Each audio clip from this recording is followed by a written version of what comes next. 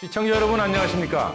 최근 조선중앙텔레비전에서 방송된 프로그램을 분석해 북에 대한 다양한 정보를 편견 없이 선입견 없이 바르게 전해드리는 북녘의 하루 김창현입니다.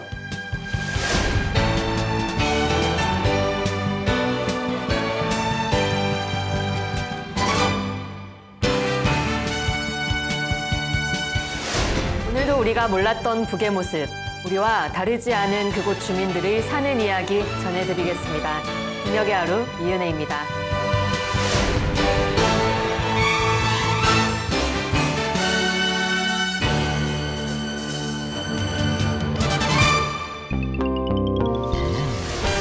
북녘의 하루를 통해 만나볼 주요 소식들입니다. 북은 지금 연포 온실농장 건설에 이바지한 군 장병들에게 조선노동당이 감사문을 전달했다는 소식 전해드립니다. 가을 단풍 예쁘게 물든 칠보산 풍경 감상해 보시고요. 꽃으로 마을을 환하게 만들고 있는 송영철 어르신도 만나보시죠. 우리 아이들 치과 가기 참 싫어하는데 북녘 아이들은 어떨까요? 유경 치과병원의 소아치과로 가보시죠. 북녘 돋보기 시간에는 당 간부 양성의 최고 전당이라는 조선노동당 중앙간부학교를 들여다보겠습니다. 북의 이모저모를 전해드리는 시간. 북에도 우리처럼 구구단으로 된 동요가 있을까요? 동요 구구는 81 화면음악으로 준비했습니다. 선인장은 관리가 어렵지 않아 집에서 흔히들 키우시죠? 선인장 재배 상식 전해드립니다. 북에서 즐겨 부르는 가요 메들리를 아이들의 바이올린 연주로 감상해 보겠습니다. 땅을 일구기 전에 사람들이 마음을 일군다는 윤용석 농민을 오늘의 인물에서 만나보시죠.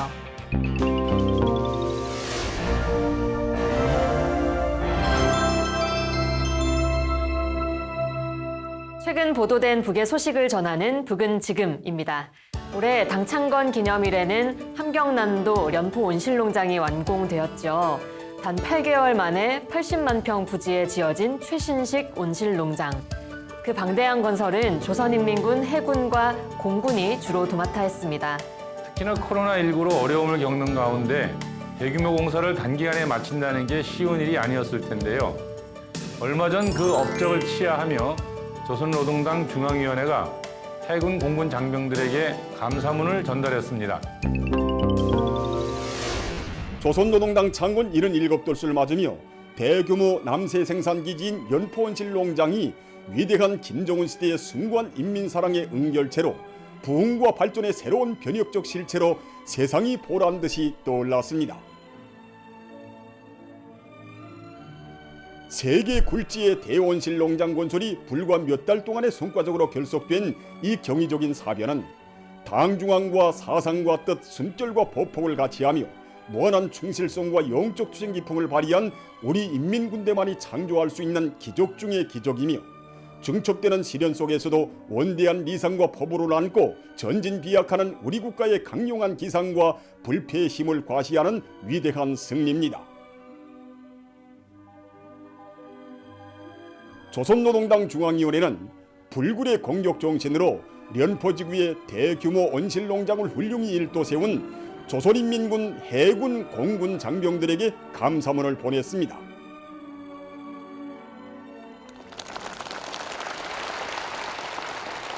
조선노동당 중앙위원회 감사문을 전달하는 모임이 17일에 진행됐습니다. 조선노동당 중앙위원회 정치국 상무위원회 위원이며 당중앙위원회 비서인 박정천 동지와 박용일 동지, 김영식 동지, 김광yok 동지를 비롯한 무역기관 책임 일꾼들, 건설에 동원된 인민군 부대 지휘소원들과 군인 건설자들이 모임에 참가했습니다. 조선노동당 중앙위원회 감사문을 박정천 동지가 전달했습니다.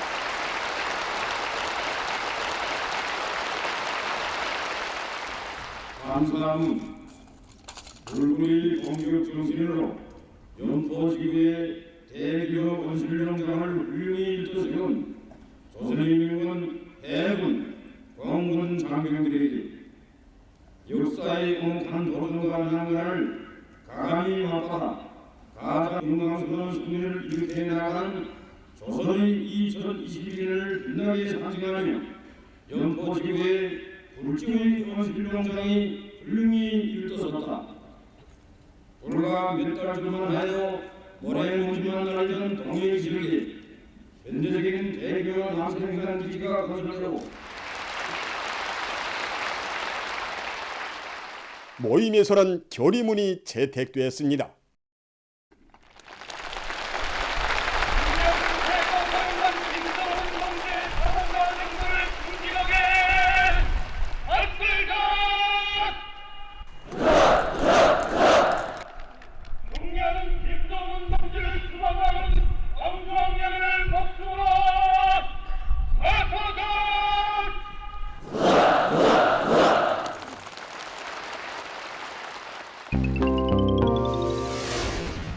말 11월 초는 단풍 절정 시기죠. 지금쯤 전국의 모든 산이 울긋불긋할 텐데요. 원래 추운 지역부터 단풍이 더 일찍 오잖아요. 북은 이미 10월 중순부터 단풍이 무르익었다고 합니다. 지난 10월 16일 함경북도 칠보산에는 단풍이 찾아왔다고 하는군요. 우리에겐 다소 생소한 산이지만 북에서는 명산으로 손꼽히는 산인데요. 칠보산의 단풍 소식 함께 보시죠. 함경북도 명천군에 자리 잡고 있는 우리나라 6대 명산의 하나인 칠보산의 가을 풍경이 이채롭게 펼쳐졌습니다. 칠보산은 산과 바다의 뛰어난 풍치로에서 예로부터 함북금강으로 불리고 있으며 산 이름도 진귀한 7가지의 버물의 비기요 칠보산으로 널리 알려져 있는 자랑 높은 명산입니다. 칠보산은 기절 변화에 따라 사계절 다 서로 다른 이름으로 불러왔는데 봄철과 여름철 그리고 겨울철의 자연 풍치도 아주 독특하지만 지금처럼 이렇게 가을철의 경치는 온 산이 불이 탄 것처럼 단풍으로 붉게 물든다고 해서 예로부터 홍하산으로 불러왔습니다. 정말 칠보산의 가을 풍경은 내칠보의 탄검대라든가 또 그리고 이 외칠보의 둑골, 만물산과 강서문에 올라서 볼 수 있는데 주변의 모든 산들이 단풍으로 울긋불긋 물들어져 한 폭의 그림을 연상시키고 또 기묘한 바들이 하나로 잘 어울려서 이곳 경치가 그야말로 장관입니다. 정말이지 칠보산은 울창한 수림의 산악미와 계곡미 그리고 기묘한 바들이 하나로 잘 어울려 대자연의 국치를 이름으로써 그야말로 칠보산은 이 세상에 자랑할 만한 명산 중의 명산입니다.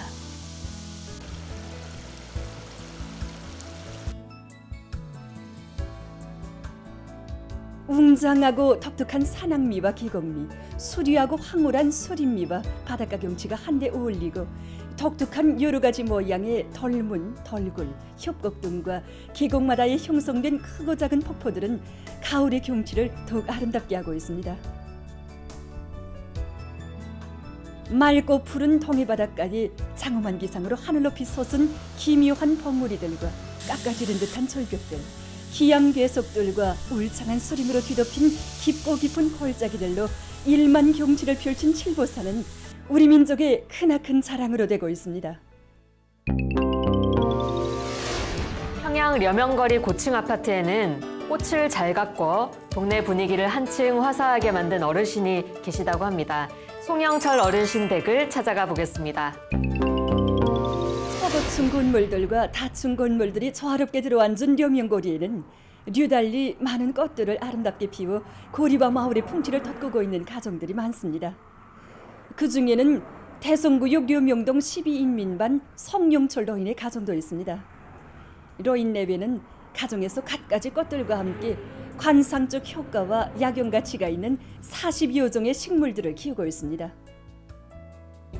식물들에서 음이온이 많이 배출되니까 건강에 좋고 항균작용이 센 나무들은 방한 소독제가 된답니다. 이래서 식물을 많이 키워야 되겠구나 한 기진 한 35년 됐습니다. 열흘에 한 번씩 영양액을 보충했으면 식물이 변색 없이 그 자체로 건강하니 잘 자랍니다. 물은 이렇게 잎상이 이렇게 토란처럼 잎이 큰 식물 이런 것들은 매일 물 주다시피 해야 되고 연인 것들은 그저 손 만져보고 쑥 있으면 한 주일에 2번 줘도 됩니다. 이렇게 사랑하지 않으면 식물도 잘 안 됩니다. 시청자 여러분 중에 어린아이를 키우시는 분들은 다 공감하실 텐데요. 아이를 병원 데려가 치료받게 하는 게 참 힘든 일이지요. 아이들에게 여러 병원 중 가장 무서운 것은 역시 치과일 것입니다. 치과 치료는 어른들도 겁을 집어먹으니까요. 북에서는 세상에 내놓고 자랑할 만한 병원이라는 류경치과병원이 있는데요. 이곳 소아치과병동도 마찬가지 고민을 하고 있다고 합니다. 류경치과병원 모습 전해드립니다.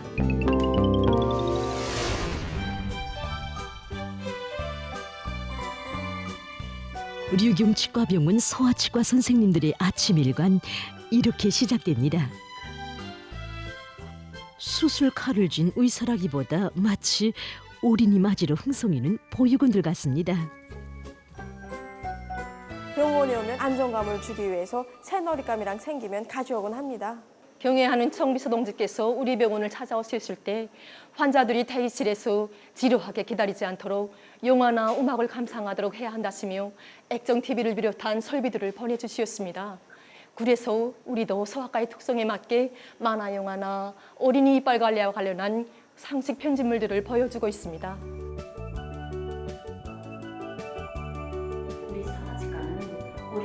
소아치과 과장 리혜숙 선생님입니다. 그는 지금 아침 시간을 이용해서 과성원들에게 치료 사업에 앞서 반드시 해결해야 할 문제에 대해서 다시금 강조하고 있습니다. 이빨 치료를 받으려 온 아이들이 하나둘 모여들기 시작합니다.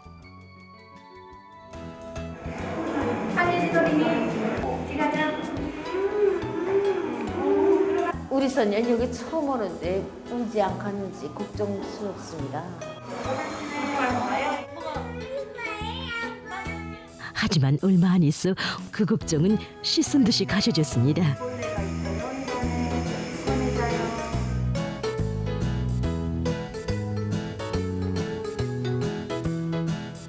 정말 맨 처음에는 치료를 힘들게 선생님들이 했습니다. 올리기도 하고 간호는 옆에서 재미난 옛말 얘기도 해주고 그러면서 치료를 정상적으로 받고 나니까 아이도 촉 보면 이제 이빨 아프면 선생님한테 가자 합니다. 예로부터 든든한 이빨은 어복 중에 하나라고 했는데 여기 선생님들이야말로 우리 아이들에게 복을 안겨주는 고마운 선생님입니다.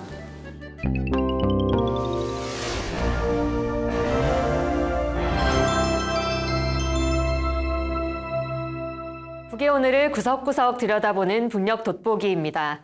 지난 10월 17일 김정은 총비서가 조선노동당 중앙간부학교에 방문해 기념 강의를 했습니다. 중앙간부학교는 북의 당간부 양성의 최고 전당으로 불리는 곳입니다. 당간부 양성 및 재교육뿐만 아니라 고등교육 과정도 운영하고 있습니다. 특히 총비서가 방문한 10월 17일은 조선노동당의 뿌리라고 하는 타도 제국주의 동맹이 결성된 날이기도 합니다. 조선노동당의 역사로는 매우 의미가 깊은 날에 찾은 중앙간부학교. 당연히 조선노동당의 역사와 뗄래야 뗄 수 없는 곳이겠죠. 네, 정권 초 체제 형성기에 북은 국가 건설과 경제 재건에 필요한 간부와 인재가 절대적으로 부족한 형편이었습니다. 부족한 당간부 문제를 해결하기 위해 간부 양성학교를 창설하게 된 것인데요.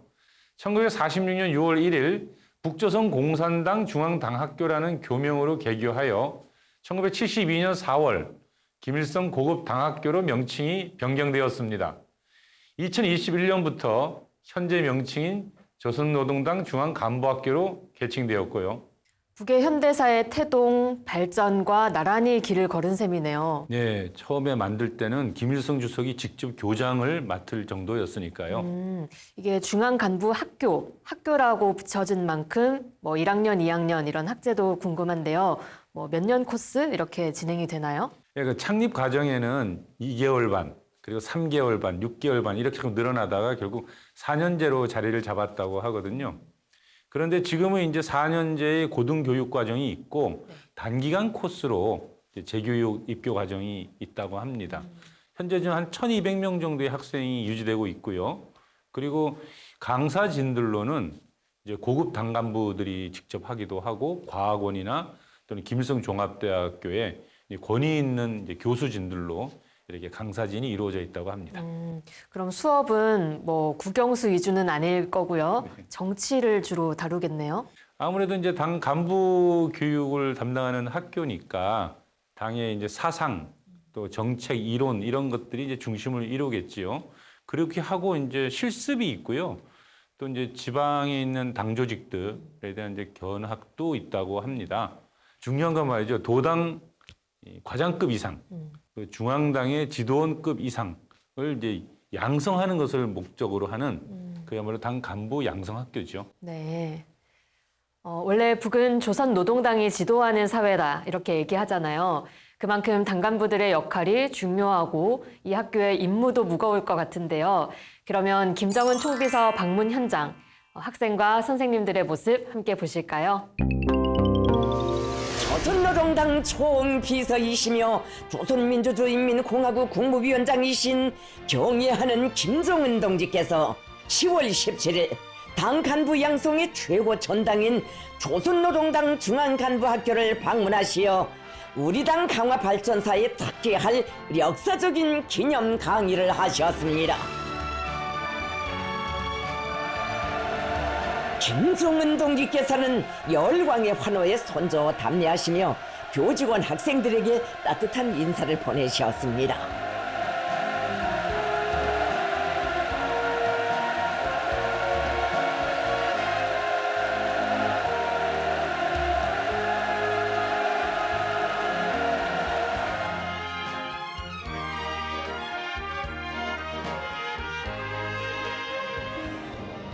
경애하는 김정은 동지께서는 혁명사적 교양실을 비롯한 학교의 여러 곳을 돌아보시며 교육 실태를 의뢰하셨습니다.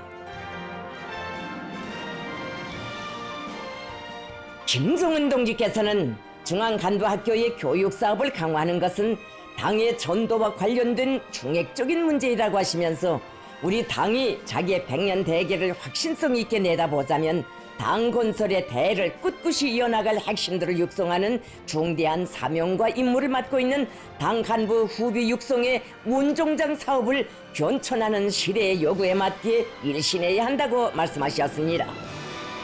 김정은 동지께서는 조선노동당 중앙간부학교를 대하구의 대학으로 만들어 그를 모체로 하여 각급 당 간부 양성 기관들의 교육 수준과 역할을 높이기 위한 사업을 힘있게 추진하려는 당 중앙의 결심을 피력하시면서 우리 혁명의 뿌리가 내려진 뜻깊은 날을 새로운 출발선으로 하여 학교의 교육 사업을 우리 당의 100년 미래를 마음 놓고 맡길 수 있게 혁신해 나가는 큰 보폭을 내집자고 하셨습니다.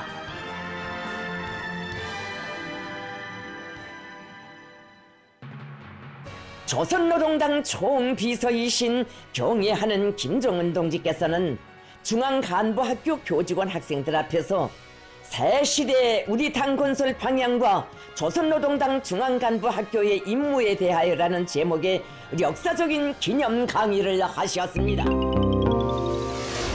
중견 간부 양성의 원종장 역할을 한다 이런 표현이 나왔는데요. 원종장 뭔가 느낌은 알겠는데 좀 생소한 표현이에요. 우리가 종자는 알잖아요. 그쵸. 그러니까 종자의 조상급쯤 되는 거죠. 그러니까 가장 엄선된 종자를 보통 이제 원종이라고 하는데요. 그 원종장이라고 하니까 그 원종을 엄선된 종자를 이제 생산하고 보급하는 국가농업기업소를 원종장이라 하거든요. 네.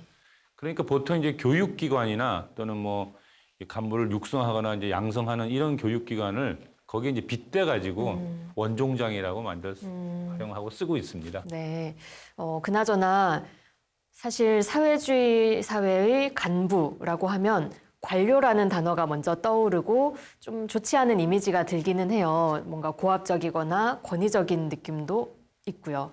그런데 북은 인민대중 제일주의를 계속 주창하면서 간부들의 태도나 능력, 덕목 이런 것들을 굉장히 강조한다고 들어왔습니다.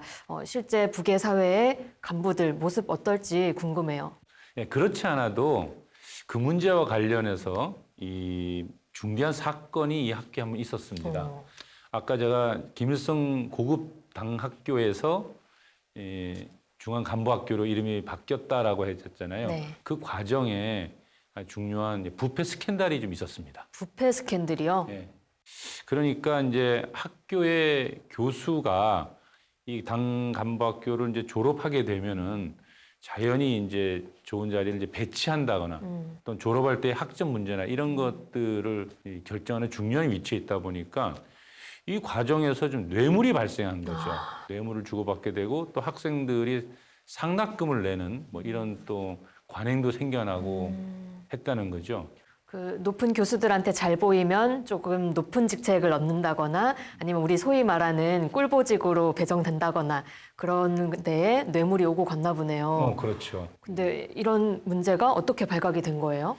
2019년도인데요. 그 김정은 총비서의 부관 출신 학생이 한 명이 이 문제를 이제 조선노동당에 이제 신소를 한 거죠. 네. 그랬더니 이제 조직 지도부에서 이제 검열에 들어가게 되고 그러면서 이 사실들이 아주 이제 큰 문제로 발전하게 됩니다. 이 과정에서 이제 교장 선생이 당시 이제 고기철과 더불어 아주 여러 명이 한꺼번에 당에서 이제 출당 조치당하고 제명당하고요. 그리고 이제 아주 엄격한 처벌을 받게 됩니다. 네. 뿐만 아니라 거기에 대한 또 정치적 책임들이 있으니까 당시에 이 조선노동당의 농업부장이던 박태덕 그리고 조직 지도부장이던 리만건 이런 사람들이 당 중앙위원회 부위원장직에서 해임되는 사건까지 벌어집니다. 그 당시에 북의 사회에서는 굉장히 빅 뉴스였겠는데요. 그런데 사실 따지고 보면 이 북의 사회의 가장 핵심적인 당 간부의 치부가 드러나는 일이잖아요. 그러면 좀 무마시키거나 쉬쉬하면서 처리하거나 꼬리 자르기 하거나 이런 일이 있었을 법도 한데 그렇지 않고 잘 정리가 된 것 같네요. 맞습니다. 이때 이제 김정은 총비서가 아주 공개적으로 굉장히 분노를 드러냈고요. 그리고 노동신문도 아주 신속하게 이 사실을 갖다가 보도해서 전체 이제 인민들에게 알렸죠. 네.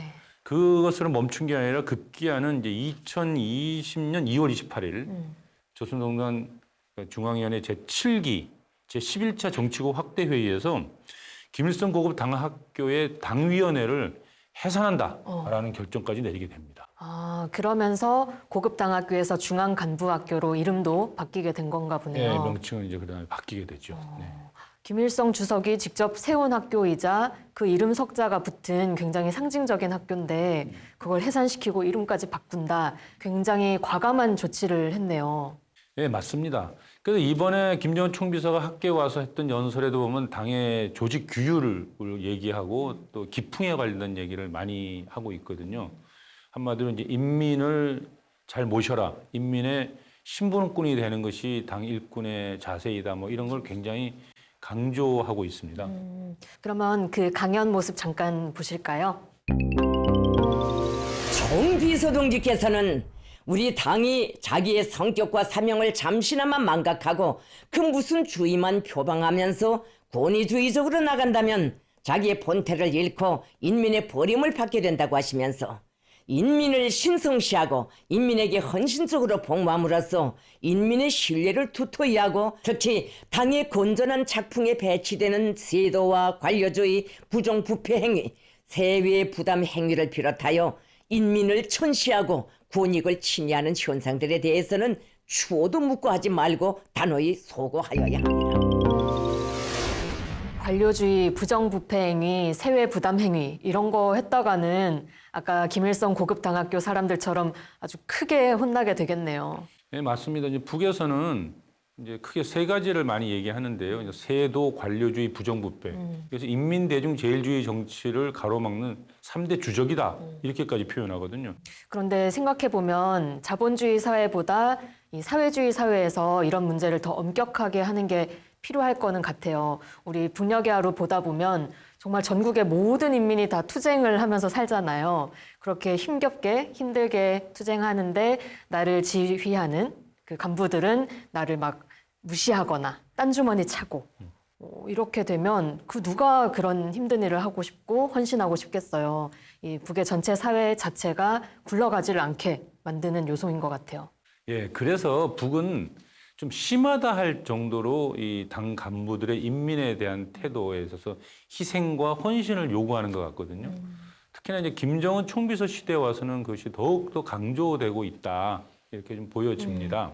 근데 아무리 강조해도 이 부정부패나 또는 이런 그 세도 부리는 게 없어지지는 않을 겁니다. 그렇죠. 사람 사는 사회고 또 한 번에 다 바뀌긴 힘들 테니까. 네, 맞습니다. 더군다나 이제 당 간부는 워낙 희생하고 헌신하는 측면도 있지만 힘이 있잖아요. 인민들 속에서 힘이 있는 위치에 있다 보니 자연스럽게 그런 일들이 벌어질 건데요. 저는 말이죠. 제일 중요한 것은 이런 일이 발생했을 때 어떻게 조치하는가, 어떤 관점과 원칙으로 처리하는가 이런 것이 제일 중요하다고 생각합니다. 네. 이번 김정은 총비서 강의 제목이 새시대 우리 당 건설의 방향과 조선노동당 중앙간부학교의 임무에 대하여였다는데요. 새로운 시대를 준비하는 북이 간부들의 역할을 강조하는 이유를 엿볼 수 있는 시간이었습니다.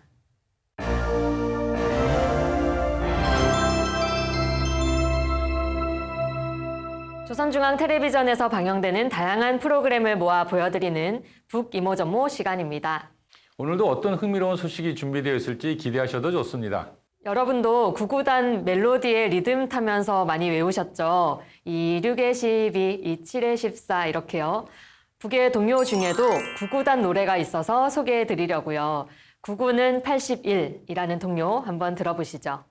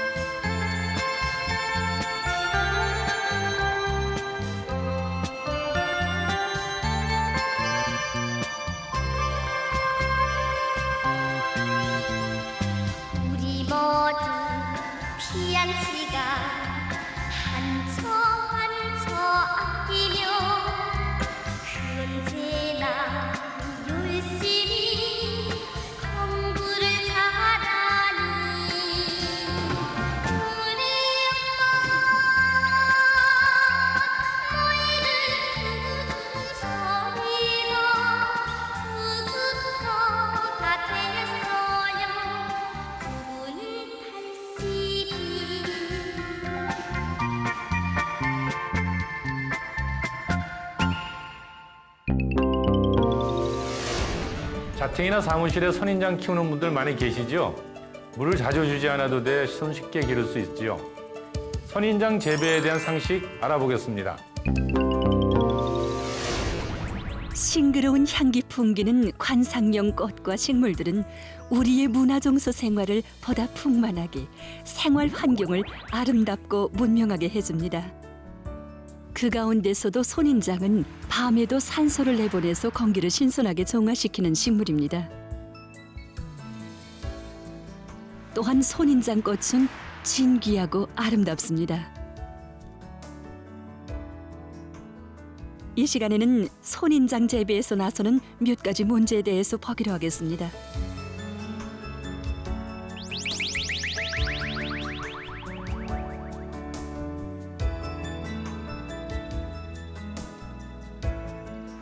선인장은 손인장과에 속하는 요로의 살이 살질 식물입니다. 살질 식물이란 잎이나 줄기, 뿌리가 퉁퉁하게 살질화된 식물 집단 또는 그러한 식물을 말합니다. 실내로 살진 잎나무는 잎과 줄기가 살질화되어 있습니다. 그리고 사막 꽃나무는 줄기와 뿌리가 살질화되어 있습니다. 살질 식물들 가운데서 손인장은 특별히 줄기가 살질화된 손인장과의 식물들입니다. 손인장은 세계적으로 2,000여 종이 알려져 있는데 그 중에서 사람들이 많이 재배하는 것은 100수십 종입니다. 자연계에서 손인장의 대부분은 아메리카 사막지대에서 자라며 일부는 열대지방의 수림성 나무 줄기나 바위에 붙어서 자랍니다. 그러므로 손인장을 기원에 따라 사막형 손인장과 수림형 손인장으로 나눕니다. 손인장은 또한 생긴 형태에 따라서 둥근형 손인장, 기둥형 손인장, 손바닥형 손인장, 입모양 손인장 등으로 구분합니다. 이것은 둥근형 손인장들입니다. 거의 모든 손인장들은 잎이 가시로 변했습니다. 손인장 가운데는 색이 특이하고 아름다운 것으로 해서 인기가 높은 색손인장, 손인장의 줄기가 달개 변 모양처럼 생긴 다람쥐 손인장도 있습니다. 여기서 색손인장은 식물계에 엽록소가 없으므로 반드시 겁을 해야만 살아갈 수 있고, 또 다람쥐 손인장은 자라는 속도가 느기 때문에 다른 손인장이 붙어야만 자라는 속도를 빠르게 할 수 있습니다. 그러므로 우리는 이러한 손인장들을 접 방법으로 번식을 시키고 있습니다. 접구르는 삼각기둥 손인장, 사각기둥 손인장, 녹족 손인장, 송개 손인장 등 여러 가지 손인장을 쓸 수 있는데 보통 삼각기둥 손인장을 씁니다. 지금 삼각기둥 손인장에 색손인장을 접하고 있습니다. 접한 다음 고정을 잘해야 합니다. 색손인장뿐만 아니라 여러 가지 손인장을 이런 방법으로 접할 수 있습니다. 손인장에도 아름다운 꽃이 핍니다. 일부 사람들은 손인장은 10년 동안 자라야 꽃 핀다고 생각합니다. 하지만 손인장의 꽃 피는 특성은 종류별로 좀 다릅니다. 둥근형 손인장들은 보통 3년 만에 꽃이 핍니다. 톨무늬 손인장류는 10년 만에 꽃이 핍니다. 누구나 꾸준히 노력하면 아름다운 손인장 꽃을 피울 수 있습니다.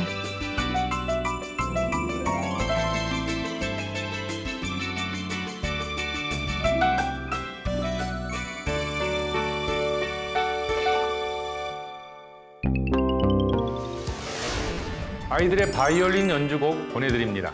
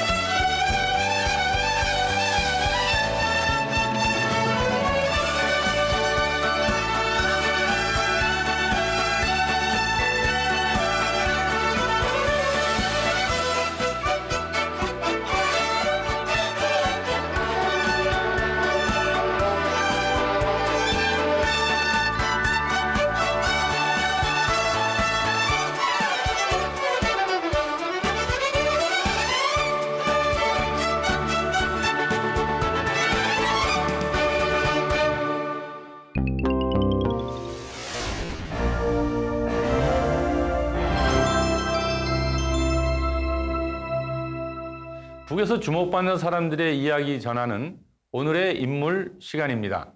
오늘 간부에 대해서 얘기 나눠봤잖아요. 재령군 북지 농장에는 정말 훌륭한 간부라고 인정할 만한 농민 작업반장이 있습니다. 사람들은 이 작업반장을 보고 땅보다 사람 마음을 먼저 일구는 사람이라고 임무와 말한다고 하는군요. 몇 해 전 그는 노력 영웅 칭호를 받고 이젠 시대의 전형이라 불리고 있답니다. 윤용석 작업반장을 소개합니다. 2021년 9월 8일 경애하는 김정은 동지께서 공화국 창군 73돌 경축행사에 참가한 노력혁신자 공로자들을 당중앙위원회 본부 총사에서 만나시고 따뜻이 축하해 주시었다. 그들 가운데는 재령나무리볼의 한 다수학 작업반장도 있었다.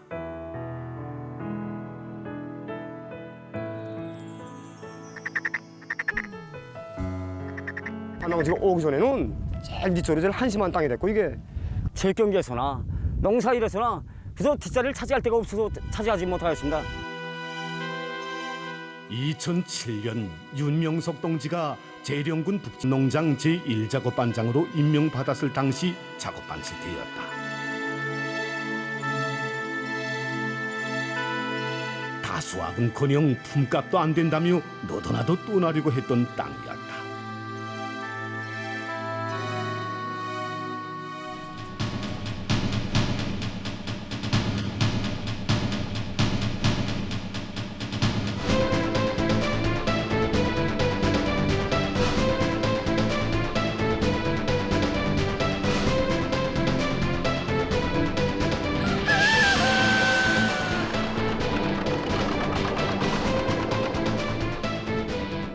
우리 반장 동지에게는 땅을 사랑하고 땅에 정을 바치는 것처럼 더 귀중히 여기는 곳이 있습니다. 우리 작업반원들입니다.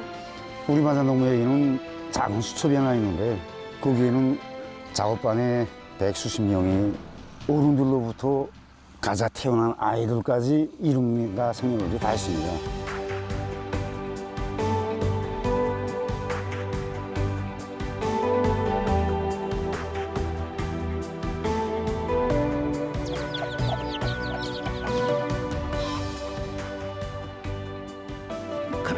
땅의 곡식만이 아니라 작업반원들의 진정도 함께 묻었다.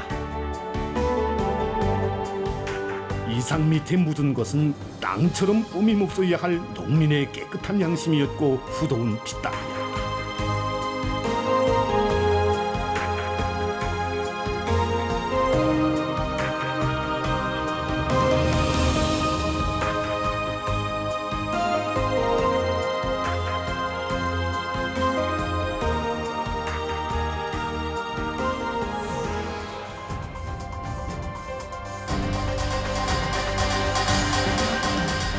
(2018년) 윤영석 작업반장은 노력용 칭호를 수여받았다. 그는 땅을 걸고기 전에 그 땅을 가꾸는 사람들의 마음부터 흔들어 깨운 진짜 실력군, 재령나무리볼의 참된 농민 영웅입니다.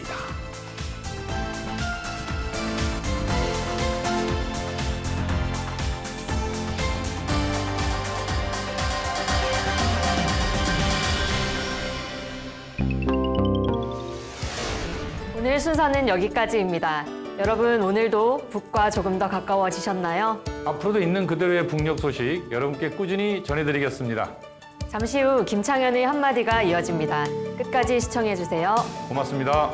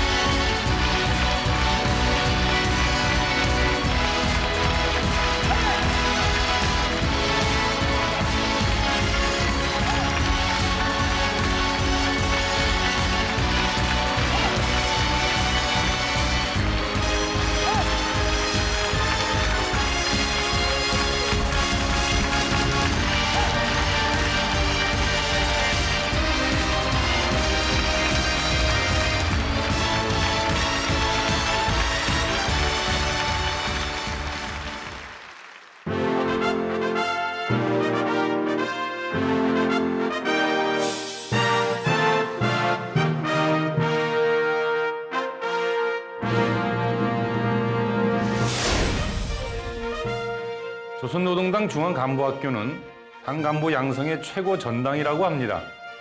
원래 김일성 고급 당학교로 불렸는데 부패 스캔들을 겪으며 개칭한 걸로 알려져 있습니다.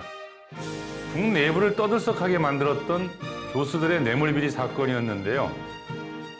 2012년 김정은 총비서는 4.15 김일성 주석 탄생 100돌 기념 열병식에서 20여 분에 걸친 집권 첫 육성 연설을 전 세계에 내보냈는데요. 이날 여러 가지 이야기를 하였지만 가장 인상 깊었던 부분은 바로 이 한마디였습니다. 우리 인민이 다시는 허리띠를 조이지 않게 하겠다라는 겁니다. 길지 않은 연설이었는데요. 북에서는 이날 인민대중 제일주의 정치의 사상이 드러났다고 평가하더군요. 사회주의 수호전, 고난의 행군, 미국과의 대결, 이 모든 것의 뿌리는 인민대중의 자유와 행복을 위한 것이라는 겁니다. 이것을 잊으면 본말이 전도된다라는 것인데요.